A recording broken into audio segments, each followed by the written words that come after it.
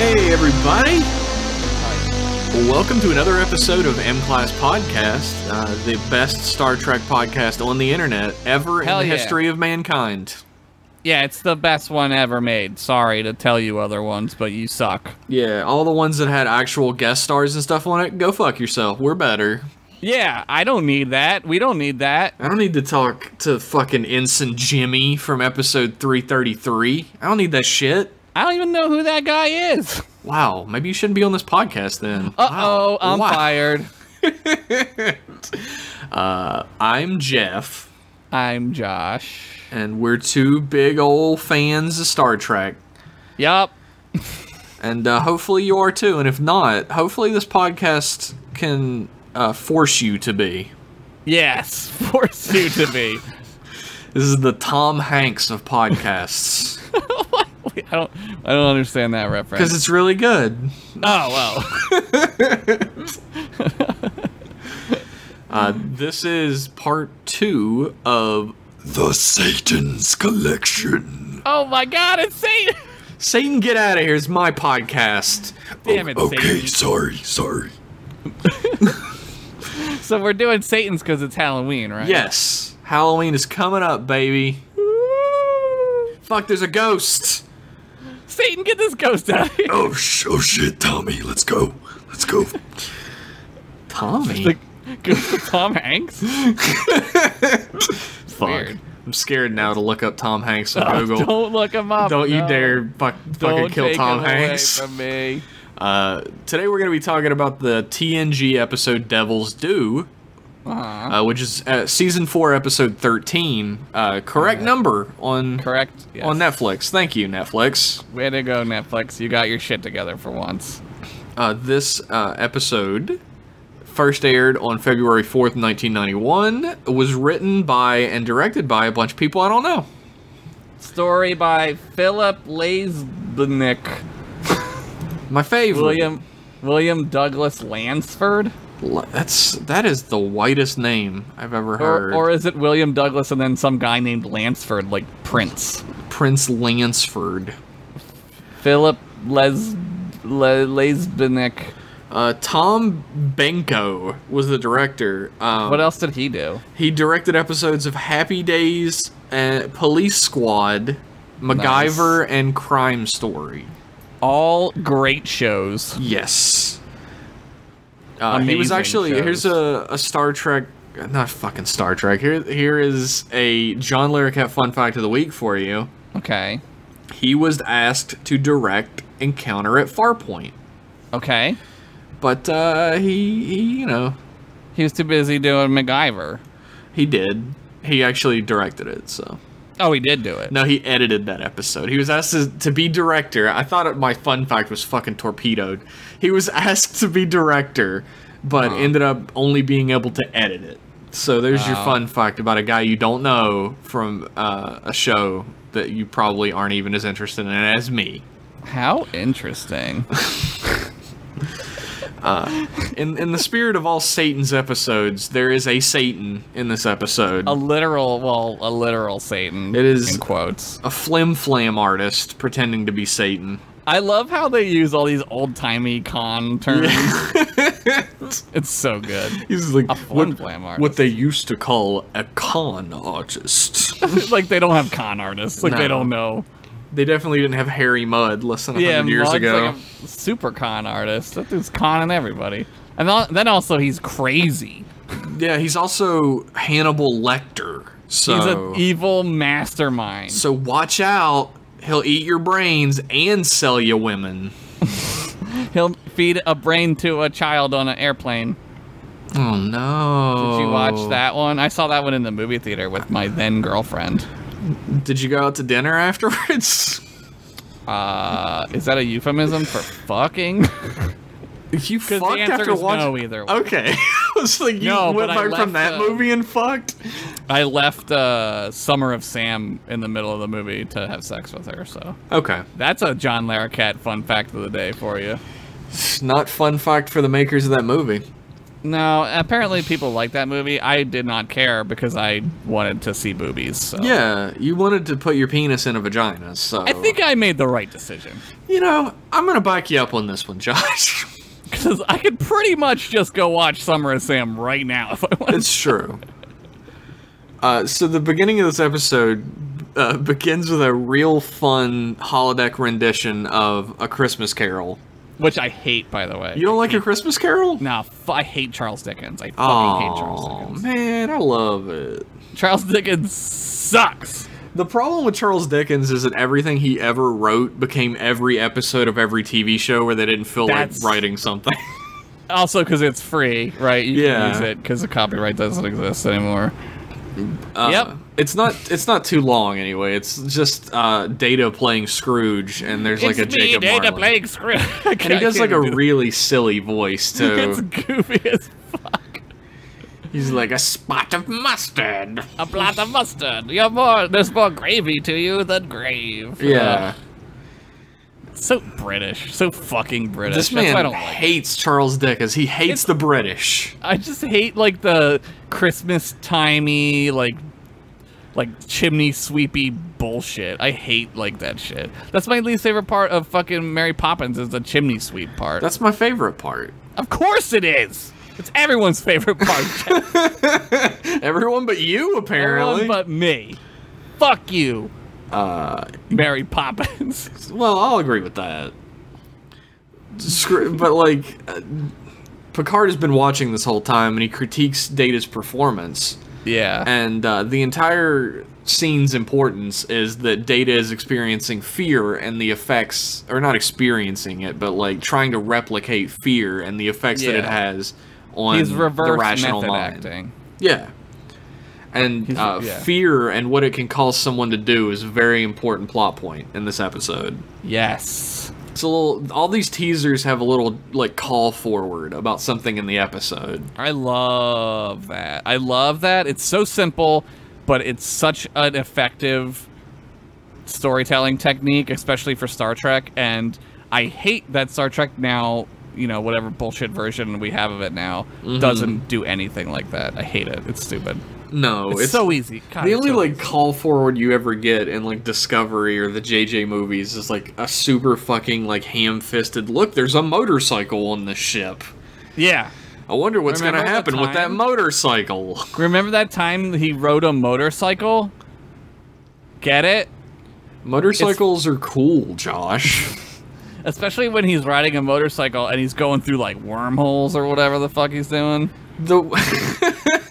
It is true. That does happen in that movie. Doesn't he? No, he makes like copies of himself, right? Yeah, and they're like hollow copies. That's so fucking lame. That's the lamest fucking shit. God. In the original Star Trek JJ movie, like he has a future motorcycle that like uses Bose technology, like the fans. It has no spokes in the wheels. And it just like floats along the surface of the planet, which sure, why not? You can fly now? But I guess it's cool. I fucking whatever. He drives up with his leather jacket and he's like, I'm a bad boy. I fuck things that are green. Because of that one time in the show, there was a green lady. There was a green lady in the show, and I wasn't even the captain then, but somehow I fuck them all the time anyway. Get it? Star Trek. I did it. I made the movie. Now let me make Star Wars. Okay, here's all the money, too. Anyway, they receive a distress call from Ventax II. Yeah. And they're like, oh god, we're in trouble. There's people fucking coming in. They're angry. Hysteria. Yeah, there's a riot. Yeah. And Picard's like, what? And then the call cuts out and he goes, damn, he didn't even tell me what. Which is the exact quote. Yeah. He looks right in the camera and says that. Damn, he didn't even tell me what. And you're like, he's right. Picard's right. He's right. And then the credits start playing. And then Riker has his trombone in the back and he goes. You can't do that on television. Dude, oh my god. I love that show. That was a good show. The only thing good Canada ever did. Damn.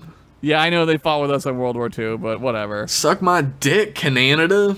Dude, it's so cold up there. Who even knows what they're doing? I would love to move to you, Canada. I'm sorry. Yeah, your healthcare rules. Yeah, and you also don't have a dictator right now. Sounds pretty awesome. Yeah, that sounds way better than what we've got. Hey, it's a good thing we get to talk about Star Trek a little bit in our politics podcasts. Hey, you know what? This is timeless.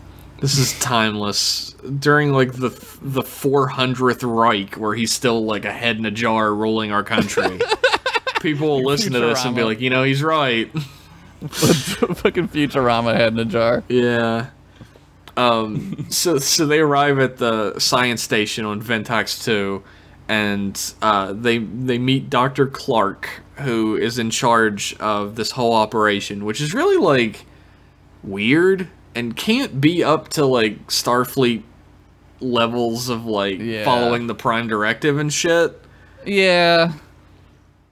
Like they don't really touch onto it, but like the Ventaxians are like they're an agrarian society. Yeah, and, I mean, they do used to mention be later though. Yes, yeah, they used to be advanced technology. They talk about it then actually, but like where did the laws say that like, well, we're not even the ones who made first contact. Klingons were. Yeah, well, I think once you I think once you've made first contact with anybody, I think it's fair game. It's true. Because then you already know like what's gonna happen. Like the Klingons are the ones who did it first anyway, so yeah, that's not the one you want. No. Out of all of them, probably Klingons are the ones you want least. Maybe the Romulans are worse. On like a long term, maybe, but like I feel like the Klingons are probably the worst to deal with up front. Like they just come in with their blasters and start murdering your menfolk. Yeah, that might be racist. That sounds awesome to Klingons. I don't think that's racist. Yeah, they love it. It's not insulting. Yeah, they'd be like, yes, they honor! It's honorable to do this. Kill the farmers. So they can't beam up all the scientists. They just beam up Dr. Clark, who is surprisingly cool with this. The fact that he's the only one that gets beamed up. He's like, all right, I'll have a coffee. He's like 98 years old. He's a very old man.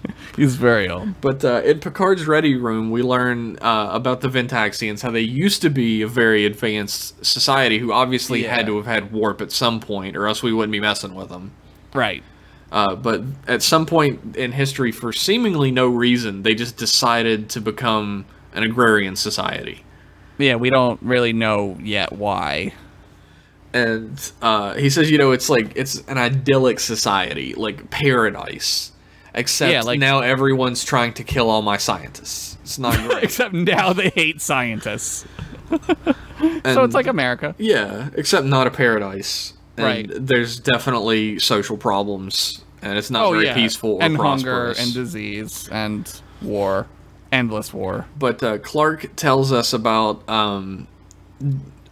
fucking Ardra, the history of Ardra, and how the leader of the Ventaxians became obsessed with the legend of Ardra, who's like the devil, and Picard's like, oh, I know what that is.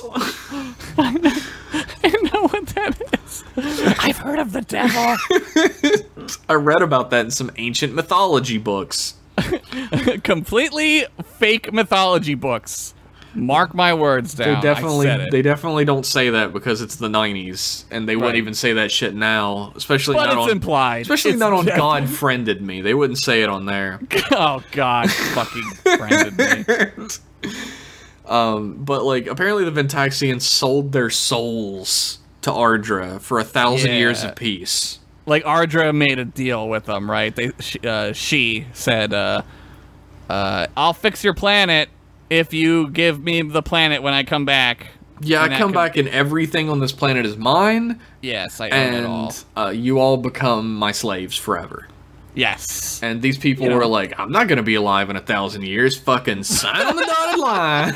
That's a later problem. That's not a me problem right now. Apparently, the Ventaxians had a baby boomer generation. I was going to say that, but I'm glad that you did. Jumped in your grave. That's fine, man. I am definitely okay with it. So, like, the leader of Ventax II is holding the science team hostage. Yeah, so he's like the prime minister. He's like in there. So like their level of superstition has gotten fucking out of control at this point. It's out of hands. They're slightly paranoid people at this point. Like apparently the Legend of Ardra says that there's going to be earthquakes and there's going to be visions of people in their sleep. Sounds familiar. It's like another bullshit book I know about. Yeah. But it's like, they start getting little tremors and having nightmares, and they're like, fucking take the science team hostage! Get out! It's Ardra! Ardra's coming! We gotta stop him! Fucking go! Get the scientists out! But Picard beams down, he's like, look, I'm gonna talk to Jared, which is the name of the leader of the planet, Jared. He looks like a Jared. I'm gonna get those hostages released, because, you know, a rational person isn't gonna believe some 2,000-year-old myth, right? It's bullshit. Plus, like, Picard's seen, like, actual, like interdimensional gods. Like, he fought the Borg, for fuck's sake. Yeah. What's Satan One of the first things he ever dealt with was Nagilum. Which is a face in space that can do literally anything. He looks like, he looks like when Nagilum looks like in, they used to do it in Conan O'Brien, where, like, it's just a picture and the mouth is a person mouth. That's what Nagilum looks like. Nagilum looks like Gumby to me. Like, something about it just screams Gumby. Like yeah, he does. But, like, they're like, look, Ardra's coming. She's gonna fuck us up. We have to get off this planet right now. Yeah. And Picard's like, you're fucking ridiculous. It's just earthquakes, and you're just being a bitch. You guys are being weirdos. And then Ardra shows up, and she's like, time's up. Oh, Ardra, she, like, zaps in, like, all fucking crazy. Yeah, she zaps in, and she has, like, crazy hair. Not as crazy as it gets later, but... Oh, it gets great later. She has, like, a weird beehive thing, which is, like, Star Trek classic. I'm glad that you said that. There is a lot about this episode that reminds me of TOS. Oh, it's kind of a TOS episode. It's very TOS. It's, like, a good TOS episode, and it also reminds me of, like, a season 1 of TNG. Oh yeah, it would fit in there. It's better than those, for sure. It's a great episode. Like I love this episode off the bat. Like spoiler or whatever. Oh, I also love this episode. It's a great episode, but it's very much like this could have been in season 1. Like it's true. Also, one of the things that really stands out to me that makes it seem super TOS is the fact that a lady villain shows up and wants to fuck the captain. Yep, that's yeah. She's like, I'm gonna get me some of that captain meat. For sure. Like, that's straight out of TOS. Like, every female villain that shows up in TOS is like, damn, this dude's girdle's looking hot. Are those pips how long your dick is? Wide? How long it is wide. That's a math problem. Think about it. Think about that for a minute while we take a break, and we'll be right back with more M-Class Podcast. Good evening. I am Tapon of the Tapon radio program. My producers tell me it is advisable to expose my program on other broadcasts my demographic may find enjoyable. Thus, I've elected to advertise on the M-Class podcast. Join me this week from 1900 hours to 700 hours as I discuss a variety of topics from Ferengi stock market trends to ancient Earth music. Tomorrow, upon the request of frequent listener Commander Paris, I will be listening to The Logical Song by Earth band Supertramp. I'm finding it difficult to keep my excitement at bay at the prospect of listening to a song devoted to a topic so integral to my way of living. While it is of no consequence to me, I realize there is much interest in the Ferengi Stock Exchange, so we will cover that topic exhaustively. In addition, with your help, I will be sponsoring the M-Class podcast for the month of October, which entails the following. On the 1st of November, I will match every dollar M-Class podcast has earned past $500 during the previous month. If you are a fan who has been waiting for an opportune time to become a patron, this is the month. The hosts of the podcast are putting much work into making as enjoyable a program as they can. One cannot fault them for their limitations. They are only human. This has been Tapon. Live long and prosper. And we're back after that message from our sponsors. Oh, yeah. And, where we last left our heroes, they were meeting the devil. The devil herself. A Satan in the flesh. Yes. Picard's like, who the fuck are you? And she's like, I have many names. Yeah. I'm known as this on this planet. I'm known as this on this, and I'm known as the Klingon devil Feklar. Feklar. Feklar fucked up. They're fucking gross looking. The Feklar get explained away in the game. Do they exist? Are they a species? Yes. Fucking spoilers. In the game they are. And I won't tell you because you should play it. Okay. Unless you want me to. No, and then I'll spoil okay. it. I don't want you to spoil it for our audience either. Okay. But Worf's like, you are not the devil. And You're not Feklar. Yeah, he gets she's mad like, about yeah, I am. Check it out. Yep.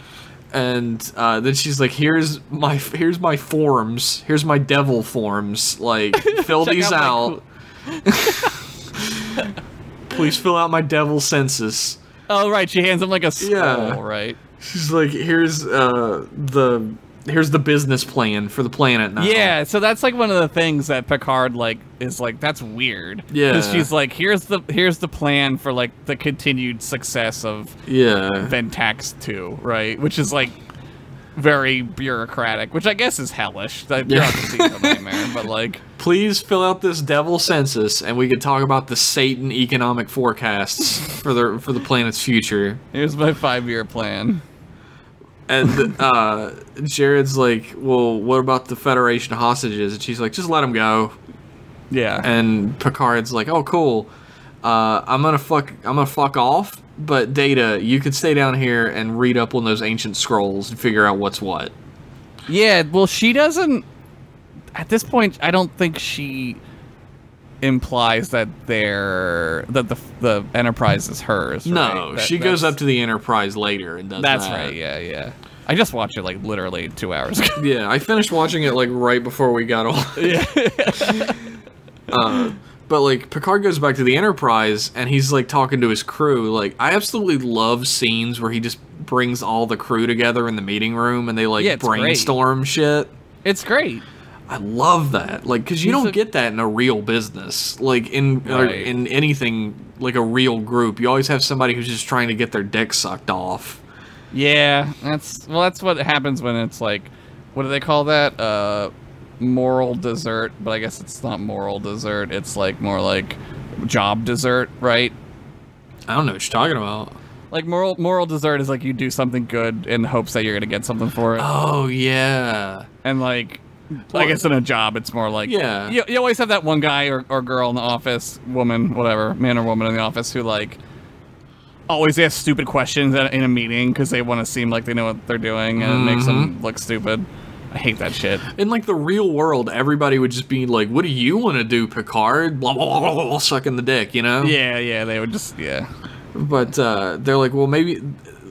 In every episode where crazy shit happens, the first thing that pops into my brain is, why aren't they thinking this is Q? Like, if absolutely crazy shit happens, why don't they think it's Q? Yeah, and they do this time. Yes, they immediately address. They cut to, like, Riker, and he's like, is this Q? He's like, is this motherfucking Q? I bet you it is. But Picard's like, nah, she's, like, worried about financial reports and economic forecasts. That's not really Q's style. And Q, I think he says, like, Q wouldn't bother with, like, the pretense. Like, he wouldn't pretend, right? No, he would just show up as Q.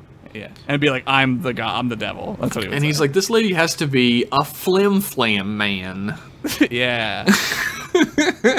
I fucking love that. Flim-flam. She has to be a con artist. Yep.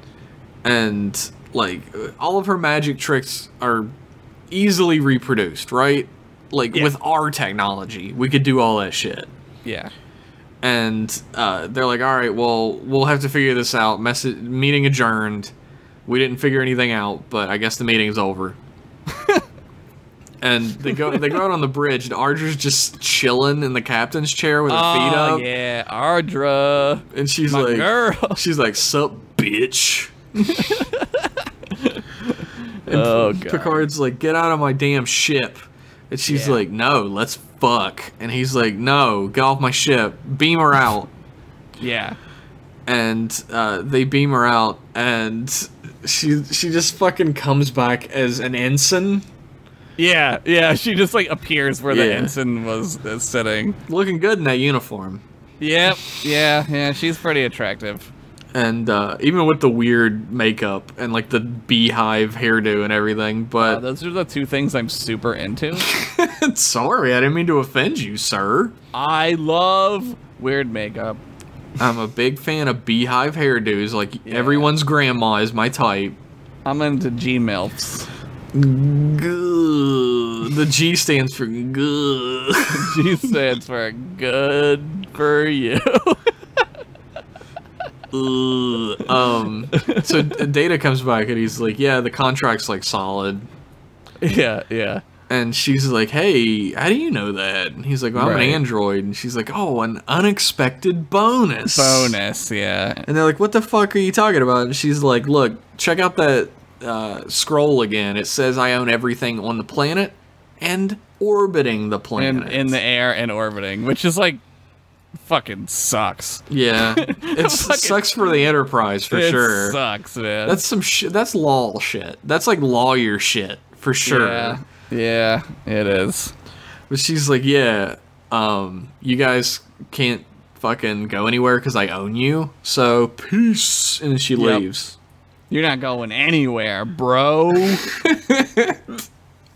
And the best part is, like, she sits back down and transforms back in the ensign, who's just a guy who's like, what happened? They kind of don't ever address that. No. Like, they kind of don't explain, like, how she did that. I guess what she, well, I mean, not to spoil the episode or whatever, but you should have watched it if you're listening.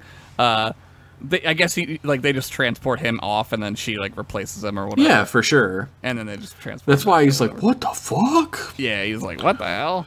It's the same thing she does when she teleports Picard. Like, he doesn't come back and start screaming, I saw the inside of your ship, bitch! Yeah.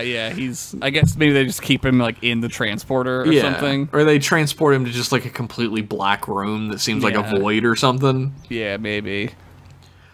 You know, like the inside of my heart. Oh. So, Picard... I'm just gonna ignore your depression like everyone else in your life. Yay! That's what fixes it. Ignoring it. It'll go away, probably. Picard cracks me up, because he's like, a wise man once said, there's a sucker born every minute. A wise man. A fucking Barnum. The biggest con artist who ever lived. The dude who fucking literally, like, made people... like, preyed on their ignorance for an extra dime by saying, this way to the egress. And egress just means exit, and they thought an egress was, like, another fantastical animal. This is the dude that chopped the top off of a fucking monkey and stitched it to the bottom of a fish and called it a mermaid. Yeah, it was a merman. Yeah. Fuck it. Why not? But Data's like, well, how do you know Ardra's a con artist? And this is where the Scrooge bit at the beginning, the Christmas Carol bit at the beginning comes back. And Picard starts to talk to him about how fear is a motivator. Mm-hmm. And, you know, how do they change Scrooge in the story? Oh, they scare the shit out of him until his personality has to take a change or else he thinks he's gonna go to hell forever. Yeah. And that's just one way that fear can motivate somebody. Imagine if, like, the devil showed up and said you were slaves. Everybody on your planet is their slave now. It's like a perfect setup, too, because, like, these people, they don't explore. They don't see... Like, they know other species of aliens exist, but they're not out there like the Enterprise is, like, seeing crazy shit every day. Like... eye-opening, life-changing phenomena. And they don't have this technology either, is the thing. Yeah, like, they haven't had this technology in 1,000 years. Yeah. Here's the thing, like, if somebody brought in the fucking, Gutenberg printing press. If someone's brought in Steve Gutenberg's printing press... Yeah. I would be... If somebody brought in, like, the original printing press and was like, Jeff, print something, I'd be like, I don't fucking know how to use this shit. Exactly. Let alone if it was, like, somebody brought in space technology from 1,000 years ago. You'd probably know how to work space technology better than you would know how to work the Gutenberg printing press. Yeah. Probably because so. you know buttons, but I don't know how to like line up type and shit. I don't know how to do that shit. I had to do a little tiny bit of that in college, and I still couldn't fucking do it. We had tech in school, like my middle school, and we did some printing press shit. But because this is gonna be around forever. Yeah, there's never gonna not be books and paper. Although in the Star Trek future, there are books and paper forever, so that's good. Yeah, they can just replicate it, though. That's true. It doesn't have to be made out of trees, which is good. It can be made out of whatever. That's like a weird sort of like problem I notice. Like people are like, I don't know, I wouldn't call it hypocrisy or whatever, but like there are people who are like really big environmentalists who are like, I'll never stop reading books. Like, I don't think like a Kindle is as good as a book or whatever, but like a tree died for that book. Yeah, the thing about trees, though, is, like, you can just plant more trees. Like, I don't care about how a tree feels. It depends on how you treat the land when you take the tree out, whether you could plant another tree there or not. Yeah, you can't, like, burn it. Yeah, you can't fucking salt the earth or whatever, or, like, trample the earth with heavy machines and shit. Trucks and then, shit, yeah. And that's how they log, so... Yeah. Suck my dick, Earth. Yeah, I don't know, but like I don't give a fuck about like I don't know, like maybe trees can feel pain. I don't care about that. Like I don't think trees feel pain or anything, but I do think that they're only a replenishable resource if we work to replenish them, which we're not. Well, that one guy in India he plants like 1 million trees a year. Oh yeah, the guy who plants like the 1 tree a day.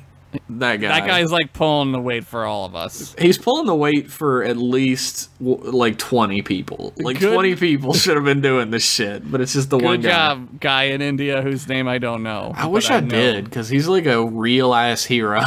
Yeah, he's like saving the earth. Like real. He's one of the only people working at it. That's actually. Okay. It's okay to have like carbon dioxide in the air. Because, like, trees breathe it. Yeah, you just gotta have fucking trees to breathe it and turn it into oxygen. Trees. Yeah. That's neither here nor there in this fucking episode. I'm sorry. I just went off on a tangent.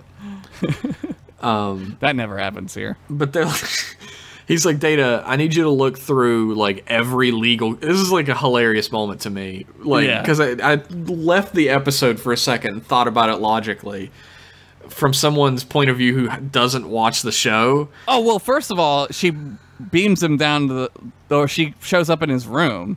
Oh, that happens next. Oh, wait. Oh, yeah, you're right. The thing that, like, I stepped out of the episode and laughed at is, like, he's like, Data, I want you to check every legal case that's ever happened on Ventax II in the history of mankind. I know exactly what you're going to say. And I'll talk to you about it in the morning. No, he says, we'll be back here in an hour. That's what he said. In an hour!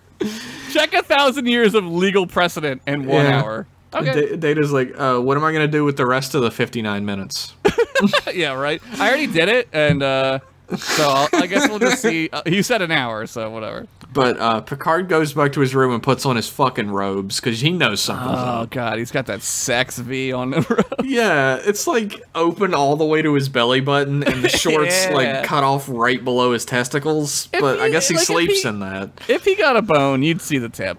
For sure. You'd see half of it. He's Picard. Oh, right. You'd see like 3/4 of his dick.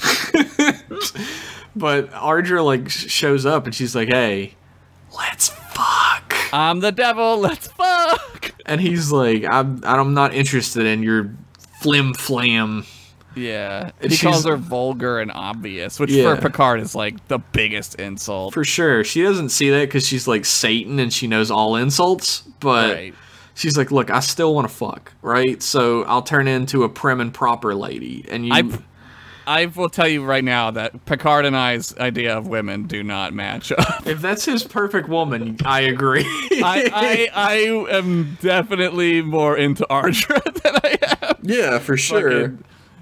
Fucking Ardra turns... She's like, maybe it's somebody on your crew, a professional woman who you can't touch. And I was like... If she turns into Crusher, it's on, right? Yeah, right. But she turns into fucking Troy, and he's like, nah. That situation. Yeah, she doesn't. And all I can think of is, man, you missed your fucking chance, Ardra. I think, and that's a really good point. I think that's like an evidence for her not being Satan, because Satan would know the desires of a man, right? Like, for sure, Satan would know like what Picard truly deep down wanted, which would be Crusher. No, his relationship with Troy isn't like that. No, like, it's 100% platonic. Like, he's never had any interest in her at all. Yeah. And so she's like, well, if you won't fuck me, then I'm gonna send you down to the planet. And she just beams him to the planet in his like sex pajamas. His fuck jamas. Patent pending. Patent pending. We're gonna start up one of those Valentine's Day sexy pajamagram websites. Jamas. Fuck jamas. Fuckjamas.com. Check it out. And he just shows up in his pajamas, and everybody's like, Yeah. I think Geordi's like, sir, I didn't know you were gonna be down here. He's only like weirded out for a second. Yeah, he kind of does. And it's not because he's in his pajamas. Maybe he can't see them. I don't know. Maybe they're made out of some kind of like Geordi, like invisible Geordi fabric. So he just shows up naked then, and Geordi's like, this is normal. Yeah. So yeah. But is someone having a Betazoid wedding down here? Shit, I better take my clothes off. Wouldn't that be great if he was like, oh damn, start taking his uniform off? Oh shit, I didn't know, sorry. But they can't beam him back, which I guess is just Ardra being like an asshole. Like, yeah, I guess they blocked the transport beam or which something. is only to stop him from coming back up to the ship quickly. She's just like, Yeah, she's I feel like being an asshole. You're not gonna fuck Ardra, you're gonna get stuck on this dumb planet. So Data goes down in his little shuttle, which is like a very poorly made shuttle, like set. It's like a goddamn those cars that are death traps that people somehow drive on the highway. That's crazy.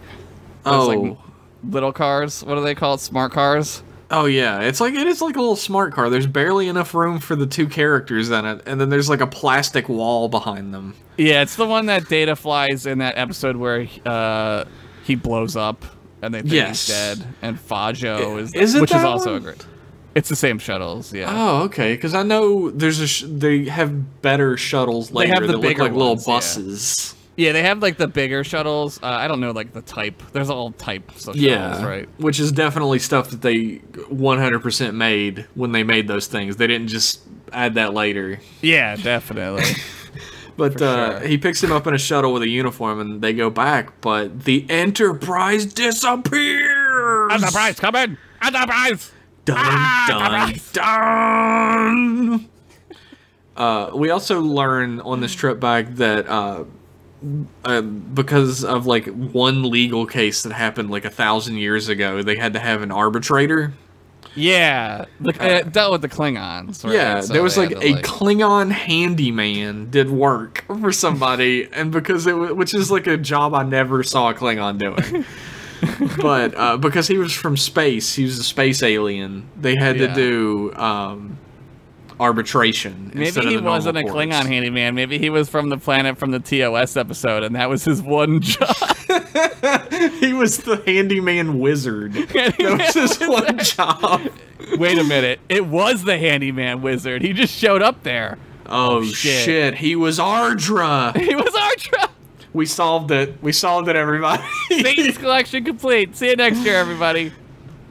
Dun, dun, dun, dun, dun, dun. I don't know what our theme song is. I don't either. So, like, LaForge, Geordi LaForge, who no one ever calls LaForge. I don't know why I said that. Geordi is like, hey, when the ship disappeared, there were Z particles. Yes, and I know Z particles because I have to farm them in the Star Trek game. Is it like a revenue source? It's a material. It's like a rarer material that you make stuff out of and stuff. There's a million materials in that game. I know, there are a lot. It's one of the more valuable ones. Like, it's super valuable. You could sell a stack of them for like a shitload of credits. Oh. Like, I was looking at all the materials that are in the game, and I was like, Jesus fucking Christ. It's overwhelming, but eventually, like anything in any game, like, you just sort of see through it, and you're like, oh, I know what this means. I know what this means. You start to learn. It's all, there's like 4 types of each thing, like metal, gas, and But I fucking hate learning, so... Well, that's true. We are old, and learning is dumb. It's true. I'm just gonna keep my own beliefs for the rest of my life now. I believe in Satan's. That's what the collection's about, baby. We're trying to bring him back to Earth. I mean, bring knowledge of him back to healthy Christians like us. I'm a good boy. Anyway, like, Ardra shows up, and Picard's like, I challenge you to arbitration. Yeah. And he's like, you have to give up your claim on the planet. And she's like, I don't have anything to gain from this. Like, why would I give a shit? And he's like, I give you this big Chaos Emerald. Yeah. And I stole it from Knuckles. And she's like, I don't give a fuck about that. Look, if I win, you gotta fuck me. That's another evidence for her being and like watching it again, like I've seen this episode probably like 10 times. Yeah. Like, I noticed again, like he's saying that because like, why would God need a starship? What, you know what I mean? Yeah. Like, why would Satan need a Chaos Emerald? Need a Chaos Emerald. Like, she could just go get it. Right? Yeah. But she kind of gets what he's getting at. Like, I don't have enough gems or whatever. Yeah. But then she's like, but I want your mind, body, and soul. Yeah. And she says like dick. She says like the fucking like most insatiable, horniest thing. Like, she's like, I'm gonna have you morning, noon, and night. Yeah, which is like, Picard's like, he rubs his junk a little. He's like, oh, I gotta starting tell to you, chafe though, already. If a woman said that to me, I'd be like, all right. I'd be like, you know what? All right, why not? Picard's already chafing. I don't think it started yet. But they like shake on it or whatever. They're like, all right, look, if I win, then you have to give up the planet. If you win, I have to give up my dick. All right? Yeah, yeah. And they're like, well, who's going to be arbitrator? And she chooses Data, which Picard's like, yeah, fucking perfect, right? Yeah, it's great. But then Data's super like, smart. But then Data's like, actually, I'm completely impartial because I'm an android and I can't lie. So right, I have to follow the codes of Ventax II. Yeah. And Ardra's like, they're both like they're playing each other, which is so great. It's such a great, smart, like they're both moving the chess pieces on the board, right? Sure. And they also only have one witness for the entire trial. It's Jared. And it's because he's the only guy that they could pay to be on the show. He's the only character they paid enough money to speak lines, so... Yeah, you have to be in the guild, so you gotta pay that guy, like, insurance and shit, so... Apparently there's, like, fucking levels of extra as well. Like, there's a level of extra, like, where you say one line. That's the highest level of extra. It's crazy, yeah. And then there's a level of extra below that where you're allowed to turn towards the camera. Your face is allowed to be on camera. Yes. And then there's an extra who, no matter what happens in the show, you have to keep your back to the camera. Yeah. And it's ridiculous. This only like jumps to my mind right now because when Ardra appears on the ship and everybody on the fucking bridge turns around and stares at her, there are 5 people around the room who continue doing their job like nothing's happening. Oh, it's just Satan. She's here again. Same old Enterprise day. Yeah, my grandfather told me about Satan appearing on Megas 2, so... My grandfather was a wizard Satan storyteller. That was his only ability. That was his only job. But like they're talking to Jared about like the history of Ventax II and everything, and he's like, yeah, shit was bad, and it was only our pact with Ardra that, you know, fixed our planet, and you know, brought us to our agrarian state that we're at now. And Picard's like, well, she didn't do jack shit. She hasn't shown that she has the powers of the devil or whatever. Right, right. And Ardra's like, well, explain all my devil powers, dum-dum. Here's all my devil powers. Explain my devil powers, dum-dum. And he's like, I can't. Yeah, he says, no, I can't explain them right now, or something like that. She turns into the devil from the cantina scene in Star Wars for a second. What's their species name? It's like Denovian? Something like that. I should know this. But really, she turns into like the Dave Grohl Satan from the Tenacious D video. Deveronian, I was close. Deveronian. Yeah, Deveronian, which is not devil, but like space style. It's a different name. But yeah, she turns into the Dave Grohl Satan for a second. Dude, I steal your soul. I love that song. I do too. But like, they're like, oh shit, like the Z particles are back. Yeah. What's happening? And then Geordi's like, I got him, because I'm the best. Look, 90-year-old man who's been a scientist for 3 times as long as I've been alive, I figured it out. He is Geordi. So. He is Geordi. An old man is sort of like, I'm old, I don't care. He's like, I was a scientist when we used the abacus. You kids and your Satans. But Picard has a pretty good defense. Yeah, he starts. I think another. Or it's not a defense; it's like an offense, whatever. Yeah, another great thing about this episode is that it's a trial episode too, right? Yeah. Like, so they throw that in there, and then first Picard's getting objected, like he's objecting, and Data's like, yo, the captain, knock it off. Overruled. Yeah, overruled. That's what it is. Yeah, whatever. We watched like 30 fucking trial episodes, Josh. Yeah, you think I would know the difference. Maybe I shouldn't be my own lawyer. Maybe I should be your lawyer. Sustained! Wait, which one was that? That means the good one. Ah, cool. Finally, a steady job. My retainer is, how many Reese's peanut butter cups do you want? Oh, God, that's a tough one. All of them? How many you got? Did you like the dark chocolate ones? Oh, God, they're so good. I don't know if I've ever had a dark chocolate one. You haven't lived! I for sure have not lived, but I don't know if it's because of that or not. I would fuck a Satan to get one right now. Well, if a Satan looked like this Satan. Oh, God, yeah. I'm not that into Ardra, everybody. It's just there's not really a whole lot of like sexy lady villains in Star Trek TNG. I think she's extremely beautiful. She is very beautiful. You know, you can tell when a woman is beautiful when they look beautiful in 1991 fashion. Because that shit was not helping anybody. When she's in her like sexy lingerie or whatever, like she's super obviously wearing like a skin colored bodysuit underneath it. But she still looks good in it, so... Yeah, whatever, man. But, like, Picard has a pretty good offense for this trial. He's like, well, did Ardra do anything herself? Yeah. Or did you do all this yourself? Yeah, did you appoint... Like, did Ardra make the government... Did she destroy all your weapons? Did she, like, clean all the pollution? Right. And he has to say no every time. And Picard's like, did she not even pick up one piece of trash? And Jared's like, she was, like, gone by the time any of this started. And then Ardra says, I tried to pick you up, Picard, and then the audience goes, ooh. Fucking, like, Married with Children style.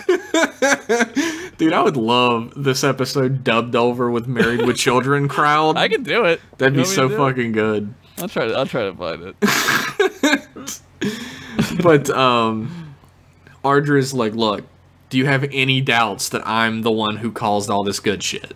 And he's like, no. And she's like, do you love me beyond all measure because I'm the greatest ever? Yes. And no one can ever fucking beat me, rock on forever. And he says, yes. Yes, I love you, Ardra. And Picard's like, fuck. He does say that. But Geordi does show up and he's like, hey, I got some info for you. And Picard's like, look, my reputation as a litigator and my immortal soul are on the line right now. Yeah. Picard gets his recess, which is like, I don't know, maybe a little biased of Data. It's like we're ready to end, right? And like, Picard gets like a extension. But then we learn that like everything that Ardra has done so far has been shield generators, right? Romulan cloaking device, a shitty Romulan cloaking device. Shitty That's why one. they could see the Z particles, and transporters. And that's all she's had this whole time to do all this magic. And Picard is like, so fucking smart. He's not like, here's my evidence or whatever. He's like, we're gonna take it to the next level, and we're gonna lawyer the fuck out of this. I'm gonna absolutely fucking demolish this chick's self-esteem. Yeah, like he fucks Ardra up, dude. And so they get the court like reconvenes like an hour later. They get their recess, and they go to the playground and they swing on the swings. They play touch football. Yeah, they play Foursquare. Picard scrapes his knee and has to get a Band-Aid. He cries a little bit. We all would, damn it. Yeah, I guess. But Picard's like, what if I told you that Ardra had no powers? What if I told you that I could do anything she could do better? I could do anything better than her. Like that song from the 20th century. And fucking Jared's like, what? Say what? What's the 20th century? What? Yeah, what time frame are you talking about? What's a song? What are you talking about? Farmers don't have any use for fun music. But then he starts doing all of her gags. Like he causes the tremors. Yeah. He causes Ardra to disappear and reappear, and he keeps challenging her, like, use your magic to stop it. Stop the tremors. And then she tries. She's like, okay, like, because she knows she's fucked, right? And then she goes, I like the tremor. Which is so good. I love that. And so he's like, look, everybody, I'm gonna put this on the line. I'm gonna tell you how I did this right after we come back from these messages on M-Class Podcast. Oh! We'll be right back. Good evening. I am Tapon of the Tapon radio program. My producers tell me it is advisable to expose my program on other broadcasts my demographic may find enjoyable. Thus, I have elected to advertise on the M-Class podcast. Join me this week from 1900 hours to 700 hours as I discuss a variety of topics from Ferengi stock market trends to ancient Earth music. Tomorrow, upon the request of frequent listener Commander Paris, I will be listening to The Logical Song by Earth band Supertramp. I'm finding it difficult to keep my excitement at bay at the prospect of listening to a song devoted to a topic so integral to my way of living. While it is of no consequence to me, I realize there is much interest in the Ferengi Stock Exchange, so we will cover that topic exhaustively. In addition, with your help, I will be sponsoring the M-Class podcast for the month of October, which entails the following. On the 1st of November, I will match every dollar M-Class podcast has earned past $500 during the previous month. If you are a fan who has been waiting for an opportune time to become a patron, this is the month. The hosts of the podcast are putting much work into making as enjoyable a program as they can. One cannot fault them for their limitations. They are only human. This has been Tapon. Live long and prosper. And we're back. Josh has no idea what episode this is. I totally drew a blank. I had to sync the episode with Jeff, and like I usually name the episode so I don't get confused later. And I totally blanked on it. I totally fucking forgot the name of it. A little bit of like how the sausage is made, I guess. I have my headphones up against the microphone so he can talk into it. Yeah. And I just overhear him going like, this is M-Class podcast episode. I think it's 37. I think we're on 37. I think you might be right. I usually just name them like devils do or whatever. Yeah, I do. Like, that's the name of it. Yeah, I forgot both the number and the name. So to be fair, I have like no sleep on. I'm running on like maybe like 4 hours of sleep. I understand. Whether I sound like it or an idiot. Whether I sound like it or not, I'm also super sick. Jeff has the flu. Jeff had the flu that I had. Yeah, so. The one that like everybody said that Josh was dead. I have that one, so that's good. I'm pretty excited about that. He got it from me from kissing me. Yeah, from kissing his butt. Yeah, that's where my favorite kiss zone is. Just his butt cheeks. He loves it. Just my one cheek. He hates it on the other one. He will definitely scratch you like a cat being petted in the wrong place. So anyway, Picard's like, I'm going to tell you how Ardra's been doing all this. She has a ship in space, and now we have control of it. And it's been doing this. I just realized that I said everything she was doing with Yeah, well, like that's everything exactly how before. So there was no like cliffhanger. Well, good thing you came back anyway. It doesn't matter. That's how shows work too. They'll Yeah. like recache the last like 20 seconds, right? That's fine. None of it matters. But like it turns out that like Picard used his hour recess to take control of her ship and Yeah, they, learn like, everything staged about a- her from her crew, which we never see, but apparently she has. Yeah, I guess. I mean, that makes sense. It's a good writing that they Yeah. made her have a crew. The not having a crew would be weird. It really would. They'd be like, how did he do all this stuff? It's a fun thing is that Ardra's controlling all of her ship's systems with like movements in her eyes. Yeah, which is like really interesting because that's like weirdly enough, like that's how like casinos work now.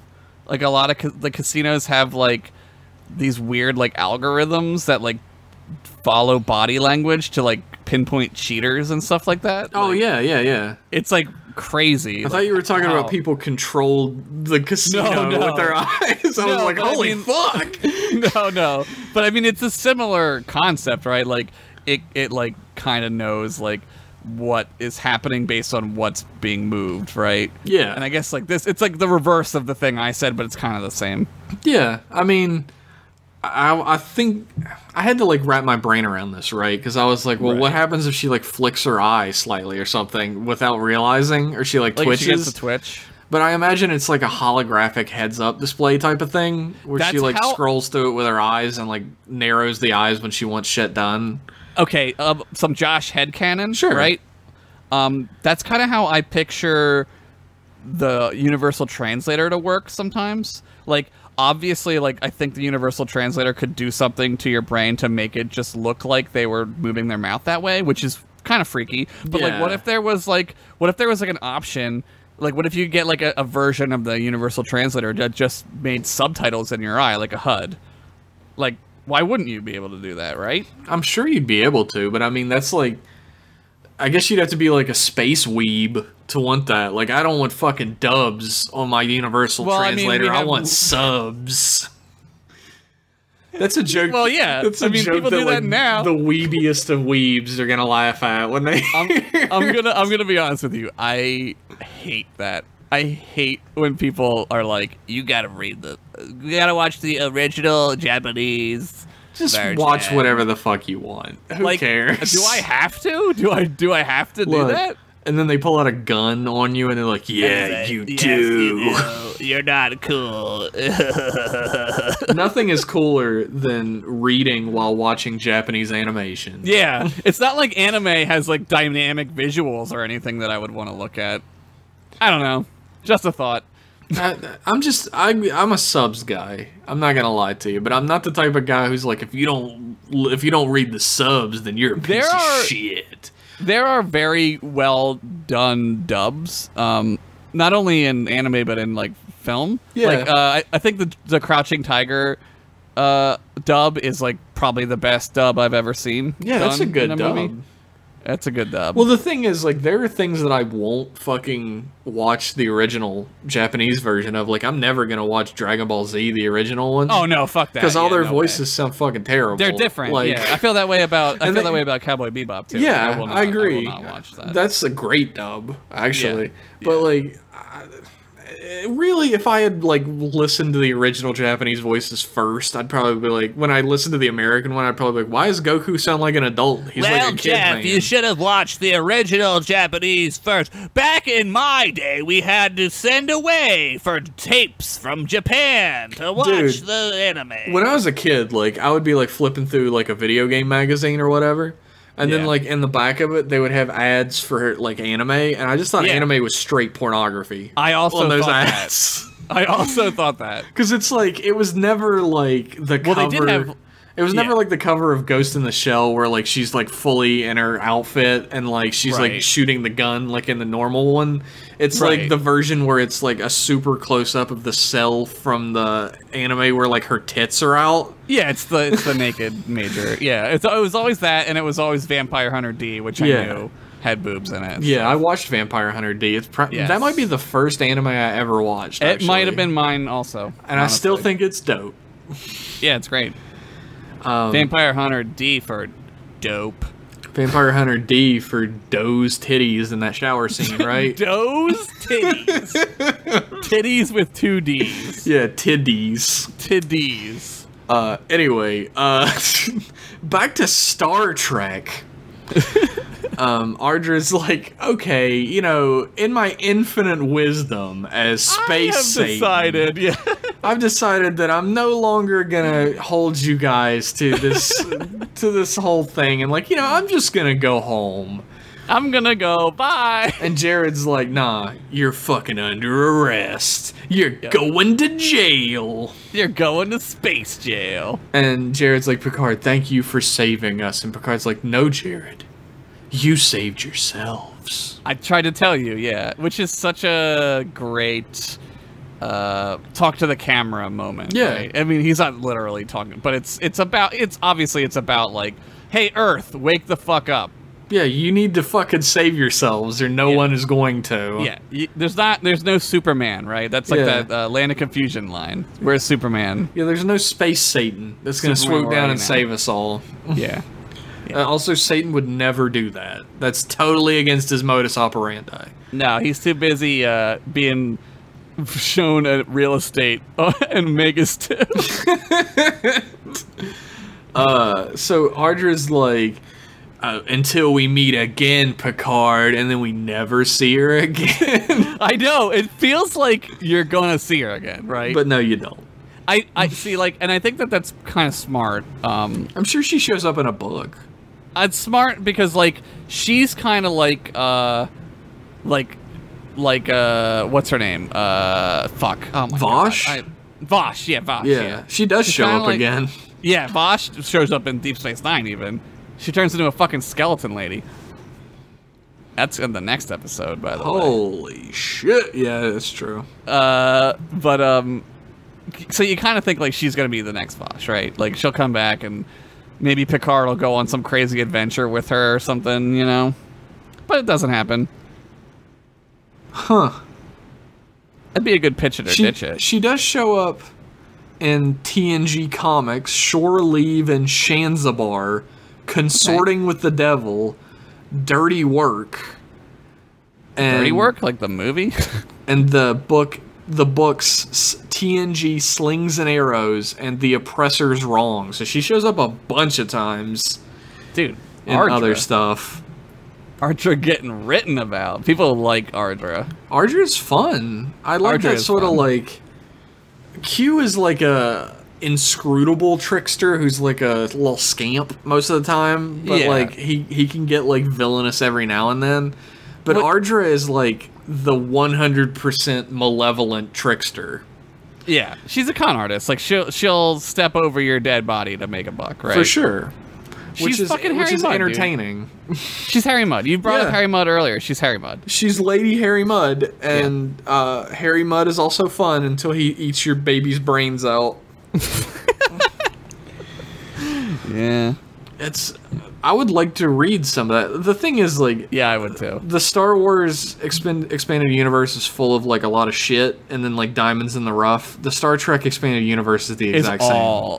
It's mostly shit. Yes, it is mostly shit. It's way... Like, some Kenny Anderson Star Wars shit is good. Star Trek, though, like, I don't know if I've ever, like, been like, oh, that author who wrote that Star Trek book, that's cool. Peter David has written a couple series of Star Trek books that are pretty good, but some of them get, like, I don't know, a little fan fiction-y. Yeah, that's the problem with Star Trek, is that Star Wars kind of gets like that, but not really. I don't know, man. Like, Luke Skywalker becomes the evil Emperor at a certain point after he defeats the Emperor's third clone. Yeah. What are those books called? I think I have those. I think I read those. The expanded universe, I think they're both probably, like, I imagine Star Wars, just because it's a bigger expanded universe with a lot more material, has a lot more good material. The Star Trek expanded universe has good material, I'm sure, but there's not as much material, so there's just a lot more shit. There's that one book that William Shatner wrote where it's just Captain Kirk talking about elephants. Oh, yeah. He did a live reading of that once. I went to that. He smoked a cigarette. I think it's gonna be a long, long time. Right? Yeah. That's the lyrics he talks about. Yeah, he does Rocket Man. Rocket Man, yeah.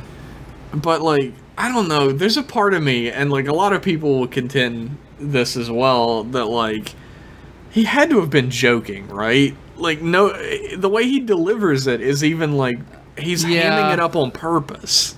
He was probably...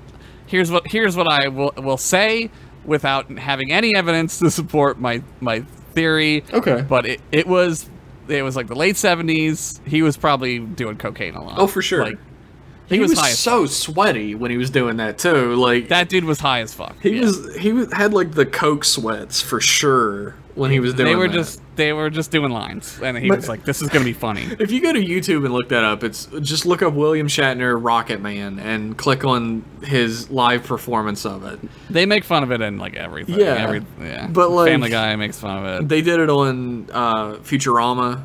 Yeah, Futurama, yeah. Where fucking shit, I can't remember names right now. 5,000 Quatloos.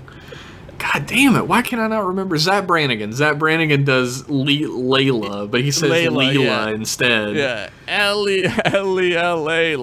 I can't remember Zap Brannigan. But fucking like go watch that on YouTube. Not that. Go watch the actual Rocket Man. And my favorite parts of that are it's hilarious on its own, but it cuts to the audience every now and then, and they are so fucking confused about what they're watching. It's like from something. Is it from the Oscars or something? Yeah, it's from some like Oscars type award ceremony, like Golden Globes or some shit like that. I don't know, man. Yeah, that's dude. I mean, I know that people in the late 70s were doing all kinds of crazy drugs. It's true. So they thought that was a good idea. Somebody did. Somebody wrote that one off. They were like, yeah, do it. Sure, whatever. Yeah, you have to get, like, approved to do this type of shit. Yeah, you don't just, like, step out on stage and do whatever the fuck you want. Didn't wing it. Yeah, somebody was like, yeah, this is great. That's the thing about, like, all that stuff that, like, Andy Kaufman did, where they're like, oh man, he must have like ruined the show he was on or whatever, but like the people making the show knew what he was doing. Exactly. You watch it now and like you can tell, right? Yeah, especially the one where Michael Richards, I think, like tries to like slams his fucking fist through the table and gets up and leaves. Yeah. Like that is staged. Yeah, there's a couple of actors who like they're acting. Like, you can just tell they're acting. They're not, like, perfect, amazing actors like Josh and I. Right. They're not, like, Oscar-winning, recite Rocket Man on stage actors. No. Dude, if I ever actually became an actor, you bet your ass I would do Rocket Man on stage like that. You gotta smoke a cigarette. But it'd be, like, the first cigarette you ever smoked. You'd be like, oh, my God. Man. Rocket Man. Rocket Man. I think it's gonna be a long, long time.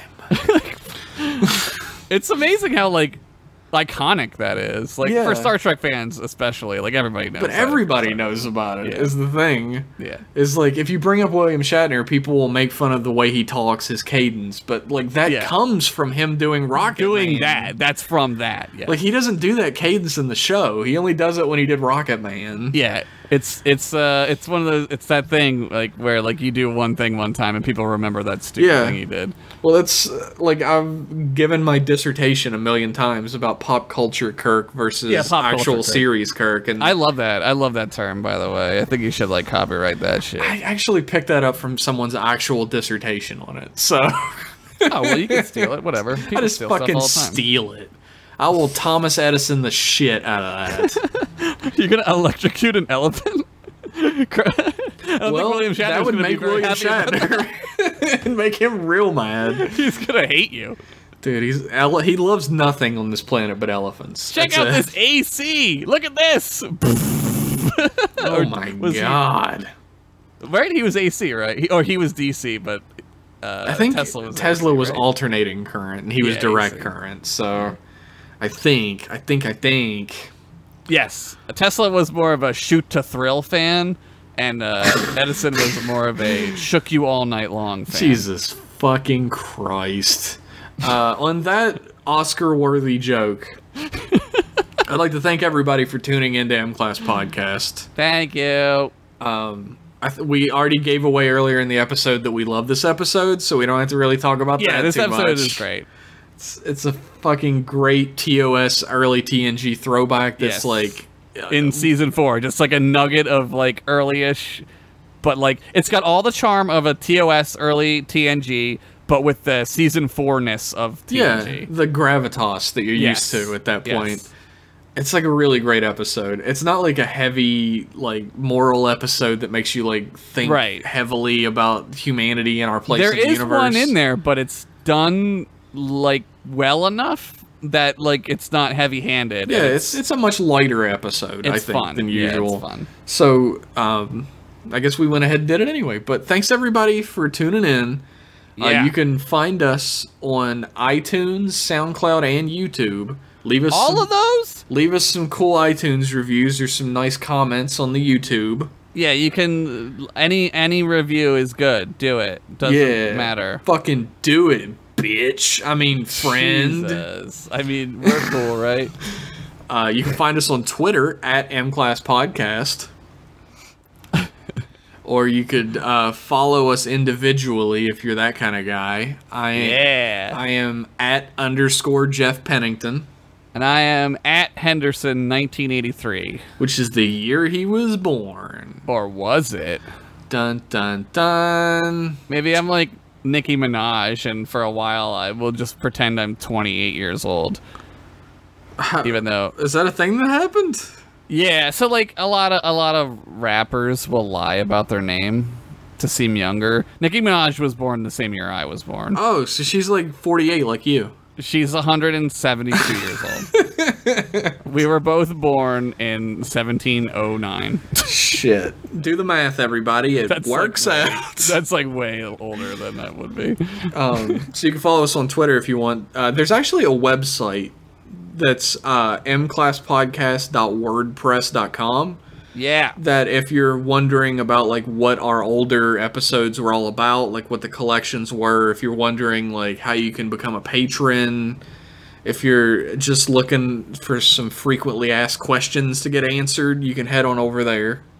Do it. Or you can become a patron if you really like what we do at patreon.com/mclasspodcast. Fucking damn right. Fucking do it. And I mean, earlier in this episode, you may have seen a fun... you may have heard, not seen. If you saw it, go to a doctor. That's awesome.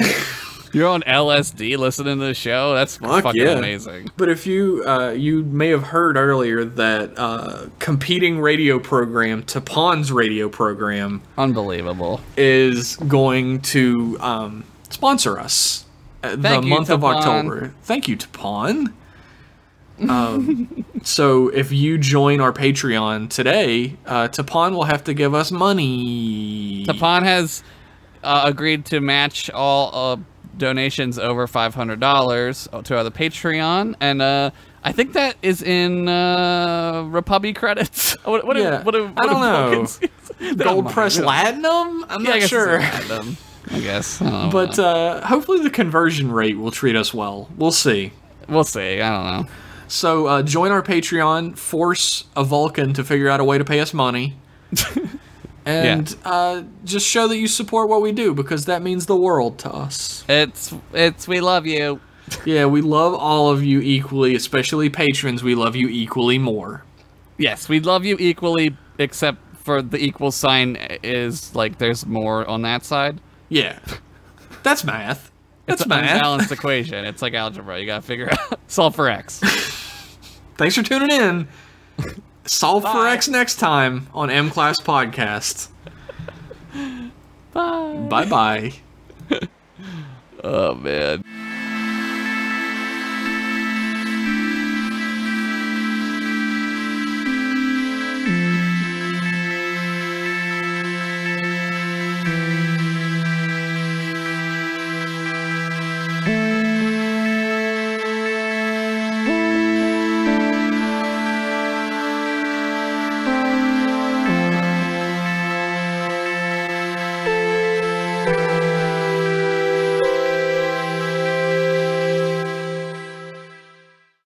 I'm mentally ill.